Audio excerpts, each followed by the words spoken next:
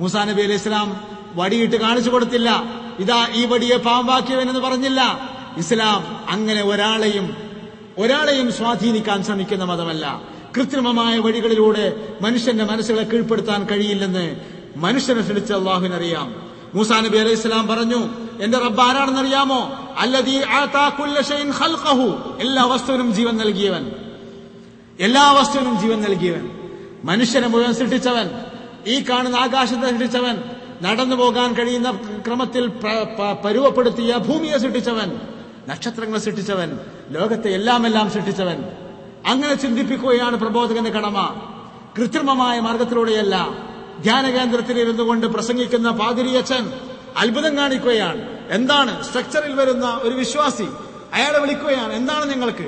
ഞാൻ 6 വർഷമായി 60 വർഷമായി കാല് തളർന്നിരിക്കുകയാണ്, ഹല്ലേലൂയ, എന്നാൽ സ്ട്രക്ചർ ഇങ്ങോട്ട് തരൂ, പിടിച്ചു മാറ്റുകയാണ്. ഇനി ദൈവനാമത്തിൽ നടക്കുകയാണ്. അത് ടിവിയിലൂടെ സംപ്രേഷണം ചെയ്യുകയാണ്.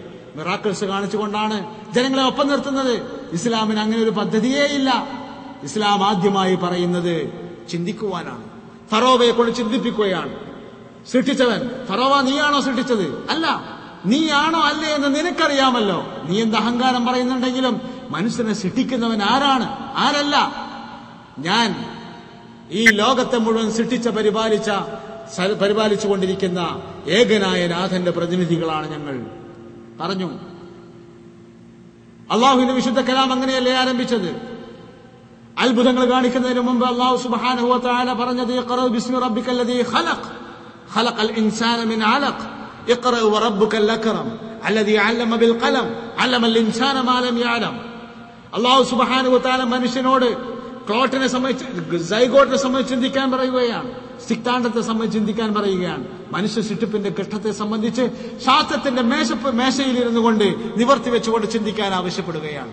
ചിന്തിച്ച് അള്ളാഹുവിനെ കണ്ടെത്തിക്കൊണ്ട് വരുമ്പോൾ മാത്രമേ ഈ മതത്തിനെ സമ്പൂർണമായി കീഴ്പ്പെടാൻ സാധ്യമാകൂ. പക്ഷേ ഫറോവ ധിക്കാരിയായിരുന്നു, അഹങ്കാരിയായിരുന്നു. അഹങ്കാരത്തിന്റെയും ധിക്കാരത്തിന്റെയും എല്ലാ അന്ധതയും ഫറോവ എന്ന ചക്രവർത്തിയിൽ ഉണ്ടായിരുന്നു. ഫറോവ ഈ ഉപദേശങ്ങൾ കൊണ്ട് മാത്രം കഴിയില്ലെന്ന് വന്നു. അവസാനം ഫറോവ അത്ഭുതങ്ങൾ കാണിക്കാൻ തയ്യാറായി. ആ കാലത്തെ മജീഷ്യന്മാരെ വിളിച്ചു വരുത്തി തന്റെ കഴിവാണ് ഇത് എന്നെല്ലാം അവകാശപ്പെടാൻ, ഇതിന്റെ മൊത്തം കുത്തക അവകാശപ്പെടാനുള്ള ഒരു വിഫലമായ ശ്രമം നടത്തുകയാണ്. ആ സന്ദർഭത്തിൽ മൂസാ നബി അലൈഹി ഇസ്ലാം പറഞ്ഞു, നിന്റെ ആൾക്കാരെ മുഴുവൻ വിളിച്ചോളൂ, നിങ്ങൾക്ക് എന്ത് ചെയ്യാൻ കഴിയും, എത്ര വരെ പോകാൻ കഴിയും, നമുക്ക് പരിശോധിക്കാമല്ലോ. രാജാവിന്റെ സദസ്സിൽ കാലത്തിന്റെ മുഴുവൻ മജീഷ്യന്മാരും ഒരുമിച്ച് കൂടി.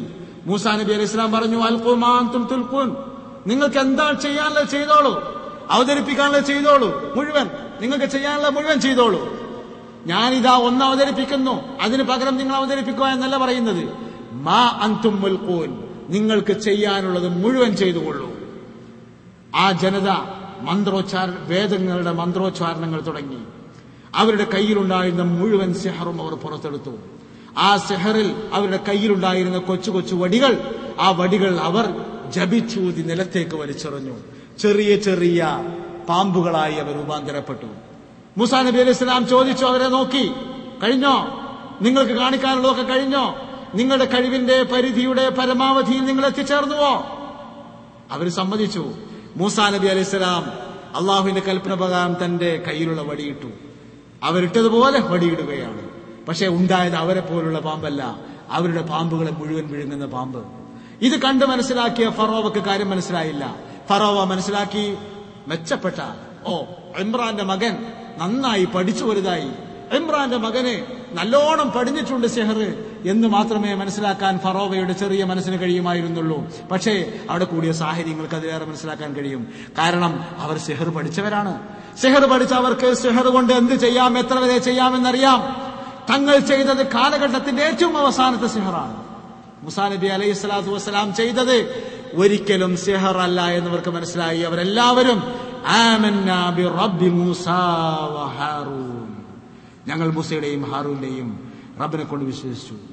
ചരിത്രം നമുക്ക് ചുരുക്കി പറയാവുന്നതാണ്, നമുക്ക് എപ്പോഴും അറിയുന്ന ചരിത്രമായതുകൊണ്ട്. മൂസാ നബി അലൈഹി സ്വലാം തന്റെ വിജയങ്ങളിലെല്ലാം, തന്റെ കാര്യങ്ങളെല്ലാം വിജയിച്ചു. പക്ഷേ ഫറോവ ക്രൂരനായി തീർന്നു. ഇങ്ങനെ വടിയിട്ട് പാമ്പാക്കി കാണിച്ചു കൊടുത്ത്, കൈയിട്ട് വെളുപ്പിച്ച് കാണിച്ചു കൊടുത്ത്, അല്ലെങ്കിൽ മറ്റത്ഭുതങ്ങൾ കാണിച്ചു കൊടുത്താൽ ഈ കിബ്തി രാജാവ് തന്റെ സന്തതികളെ, തന്റെ അനുയായികളെ, ബനൂ ഇസ്രായേൽക്കാരെ മോചിപ്പിക്കില്ല എന്ന് മൂസാ നബിക്ക് വ്യക്തമായി മനസ്സിലായി. അള്ളാഹുവിന്റെ തീരുമാനവും അതിനനുസരിച്ചായിരുന്നു. മഹാനായ മൂസാ നബി അലൈഹി ഇസ്ലാമിനെ അള്ളാഹു സുബ്ഹാനഹു വ തആല വിളിച്ചുകൊണ്ട് പറഞ്ഞു, അൻ അസ്രി ബി ഇബാദി ലൈലൻ, രായ്ക്കു രാമാനം നാടുവിടുക. മൂസാ നബി അലൈഹി ഇസ്ലാമിനോട് അള്ളാഹു പറഞ്ഞു, രാത്രിയിൽ എല്ലാവരെയും കൂട്ടുക, രാത്രി തന്നെ പോവുക. നിങ്ങൾ പോയാൽ ഫറോവ അറിയില്ല എന്നല്ല, അറിയും. പക്ഷേ ഫറോവയ്ക്ക് വരാനുള്ളത്, നിങ്ങളെ പിടിക്കാൻ വരാറുള്ളത് അശ്വരൂഢരായ ആയുധധാരികളായ സൈനികരാണ്. അവർക്ക് ഞൊടിയിടയിൽ നിങ്ങളെ വന്ന് പിടിക്കാം. നിങ്ങൾക്ക് കൊണ്ടുപോകാനുള്ളതോ ഒരു ജനതയെയാണ്. അവർ സ്ത്രീകളുണ്ട്, വൃദ്ധരുണ്ട്, കുട്ടികളുണ്ട്, രോഗിണികളുണ്ട്. അതുകൊണ്ട് നിങ്ങൾ അറിയാതെ കുറച്ച് നേരത്തെ പോവുക. മഹാനായ മൂസാ നബി അലൈഹി സ്വലാത്തു വസ്സലാമിന്റെ പ്രയാണമായിരുന്നു അത്. അവിടെ എത്തി. മുമ്പിൽ നൈൽ നദി എന്ന് പറയാം, അല്ല സൂയസ് കനാലായിരുന്നോ എന്ന് സംശയം. ഏതായിരുന്നാലും വലിയ ജലാശയം. അപ്പുറത്തേക്ക് കടക്കാൻ ജലവാഹനങ്ങളില്ല, യാതൊരു മാർഗവുമില്ല. ഒരു ജലവാഹനം ഉണ്ടെങ്കിൽ തന്നെ അതിൽ കൊള്ളാവുന്ന ആൾക്കാരല്ല തന്നോടൊപ്പം വന്നിരിക്കുന്നത്. മൂസാ നബി അലൈഹി ഇസ്ലാമിന്റെ മുമ്പിലെത്തിയ ജനങ്ങൾ പറഞ്ഞു, പിന്നിൽ കുളമ്പടി ശബ്ദം, അത് ഫറോവയുടെ സൈന്യമാണ്. ഇന്നാ ലമുദറകൂൻ, നമ്മളിപ്പോ കയ്യോടെ പിടികൂടപ്പെടും. കണ്ണു വെട്ടിച്ച് കടന്നുപോയതിന്റെ പേരിൽ ഫറോവ നമ്മെ ഇഞ്ചിഞ്ചായി കൊല്ലുമെന്ന് പറഞ്ഞു. മൂസാ നബി അലൈഹി സ്വലാം പുഞ്ചിരിച്ചു. പ്രതിസന്ധികളുടെയും പ്രതിബന്ധങ്ങളുടെയും മുമ്പിൽ പുഞ്ചിരിക്കാൻ അല്ലാഹു സുബ്ഹാനഹു വ തആല പ്രവാചകന്മാർക്ക് അസാമാന്യമായ ധൈര്യം നൽകുക പതിവാണ്. ഇല്ല, അള്ളാഹുവിന്റെ കൽപ്പന വന്നു. വടികൊണ്ട്, അത്ഭുതങ്ങൾ കാണിക്കുന്ന ആ വടികൊണ്ട്, അനിദുരിബ് ബിഅസാക്, നിങ്ങളുടെ വടികൊണ്ട് അടിക്കുക. ജലാശയത്തിൽ അടിച്ചു. ഖത്തൗദിൽ അളീം, വലിയൊരു പിളർപ്പായി മാറി നിന്നു. മൂസാ നബി അലൈഹി സ്വലാത്തു വസ്സലാം തന്റെ ജനതയുമായി അതിലേക്ക് പ്രവേശിച്ചു. സൈന്യം പിന്നിൽ വന്നു. അവർ പിടികൂടാൻ പിന്നിലേക്ക് വന്നു.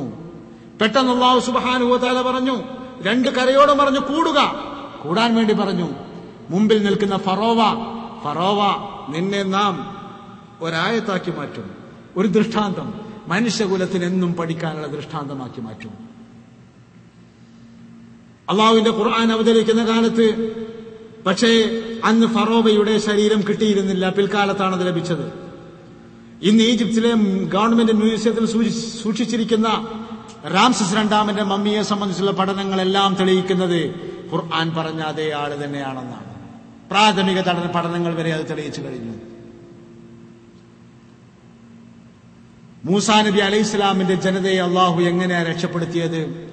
ആയുധബലം കൊണ്ട് രക്ഷപ്പെടാൻ കഴിയാത്തൊരു സമൂഹം, സാമൂഹ്യ ശക്തി കൊണ്ട് രക്ഷപ്പെടാൻ കഴിയാത്തൊരു സമൂഹം, രാഷ്ട്രീയ ശക്തി കൊണ്ട് രക്ഷപ്പെടാൻ കഴിയാത്തൊരു സമൂഹം, കൊട്ടാരത്തിൽ നഗ്നമായ കണ്ണുകൾക്ക് മുമ്പിൽ അത്ഭുതങ്ങൾ കാണിച്ചിട്ടും രക്ഷപ്പെടാൻ കഴിയാത്ത ഒരു ജനത. ആ ജനതയുടെ മുമ്പിൽ എല്ലാ കവാടങ്ങളും കൊട്ടിയടക്കപ്പെട്ടിരിക്കുകയാണ്. അവർക്കിനി മോചനമില്ല. ജീവിക്കുന്ന കാലത്തോളം കിബുത്തികളുടെ അടിമകളായി ജീവിക്കാൻ മാത്രമേ വഴിയുള്ളൂ. അങ്ങനെ ഒരു സന്ദർഭത്തിലാണ് അല്ലാഹു സുബ്ഹാനഹു വ തആല അവരെ ഒന്നടങ്കം എടുത്ത് അവരുടെ സുരക്ഷിത ഭൂമിയായ പലസ്തീനിലേക്ക് അല്ലെങ്കിൽ ഷാമിലേക്ക് അവരെ കടത്തുന്നത്. അള്ളാഹു അതാണ് ഓർമ്മപ്പെടുന്നത്, വഇദ്നജൈനാകും മിൻ ആലി ഫിർഔന യസൂമുനകും സൂഅൽ അദാബ് യുദബ്ബിഹൂന അബ്നാഅകും വയസ്തഹ്യൂന നിസാഅകും വഫീ ദാലികും ബലാഉം മിർ റബ്ബികും അളീം വഇദ് ഫറഖ്നാ ബികുമുൽ ബഹ്റ ഫഅൻജൈനാകും വഅഗ്റഖ്നാ ആല ഫിർഔന വഅൻതും തൻദുറൂൻ. അള്ളാഹു ശത്രുക്കളെ നശിപ്പിച്ചു എന്നല്ല, അവരിങ്ങനെ നോക്കുകയായിരുന്നു. അവർ പിന്നിലേക്ക് നോക്കുമ്പോൾ അവരിങ്ങനെ മുങ്ങി ചത്തുകൊണ്ടിരിക്കുന്ന ആ രംഗമാണ് അവർക്ക് കാണാൻ കഴിയുന്നത്.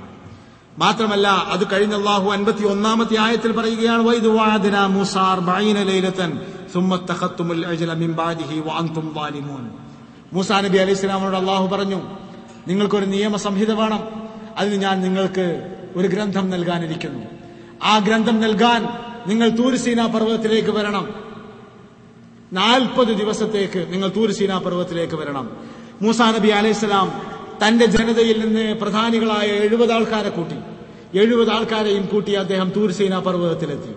തൂർ സീനാ പർവ്വതത്തിലെത്തിയതിനു ശേഷം അവിടെ വെച്ച് അള്ളാഹുമായുള്ള മുനാജാത്ത്, മറ്റു കാര്യങ്ങളെല്ലാം അവിടെ നടക്കുകയാണ്. ഈജിപ്തിൽ നിന്ന് മോചിതരായ അവരുടെ ജീവിതത്തിന്റെ ശേഷം അവർ ജീവിച്ചത് സീനാ മരുഭൂമിയിലായിരുന്നു. സീനാ മരുഭൂമിയിൽ, ആ സീനാ മരുഭൂമിയിൽ വെച്ചായിരുന്നു അള്ളാഹു 40 ദിവസത്തെ കൂടിക്കാഴ്ചയ്ക്ക് വേണ്ടി മൂസാ നബി അലൈഹി സ്വലാമിനെ ക്ഷണിച്ചത്. അത് ശരിയാത്ത് നൽകാൻ വേണ്ടിയായിരുന്നു.